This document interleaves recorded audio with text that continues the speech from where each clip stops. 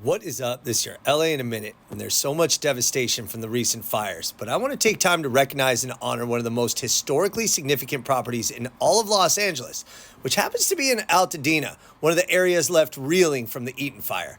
This property is a portion of the homelands of the Indigenous Tongva people, which was the first land reclaimed by Native folks in Los Angeles since the end of the mission system. Let's get into it. For years, the Tongva, along with the Quiche and Gabrielino people, flourished in the San Gabriel Mountains for thousands of years. That location has plenty of food and water and was strategically placed along the footpaths of trading routes for native communities throughout the Southland. But by the 18th century, Spanish colonists enslaved and decimated the indigenous people, giving way to ranchos and land grants that removed the land entirely from its native stewards. For the next couple centuries, the descendants of LA's true native people were nearly erased, but the Gabrielino, Quiche, Chumash, and Tongva people, as well as other tribes, fought hard to ensure that their legacies survived. Finally, in 2022, Sharon Alexander, whose family had built a small ranch-style home on property in Altadena in 1931, agreed to return a 1-acre parcel to the Tongva people, marking the first time in nearly 200 years that the Tongva would have land to call their own.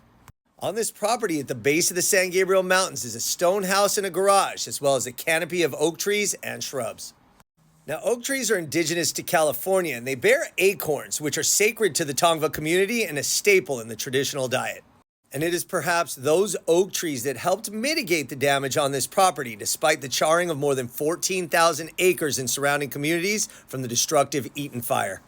Wallace Cleaves, the president of the board of directors of the Tongva Taraxat Paksaksa Land Conservancy, credits traditional stewardship practices with reducing the wildfire's impact. That included the removal of some invasive grasslands as well as 97 fire-prone eucalyptus trees, which helped mitigate the damage. It's important to note that the Land Conservancy was aimed to begin the healing process by giving tribal community members access to affordable housing on their own native land. It's also meant to give access without permission from outsiders and to provide a space to have community time and ceremonies in private. Reclaiming ancestral land is rare for any Native American nation, tribe, or band, but Tongva leaders use the land to provide paths to the community to reconnect with its culture and rich history. I also want to thank Rebecca Plevin of the LA Times for her excellent reporting on this story, and Myung Chun of the LA Times for wonderful photographs, as well as Genaro Molina and Jessica Ogilvie of LAist. So Altadena is, and always will be, historic, culturally rich, and beautiful.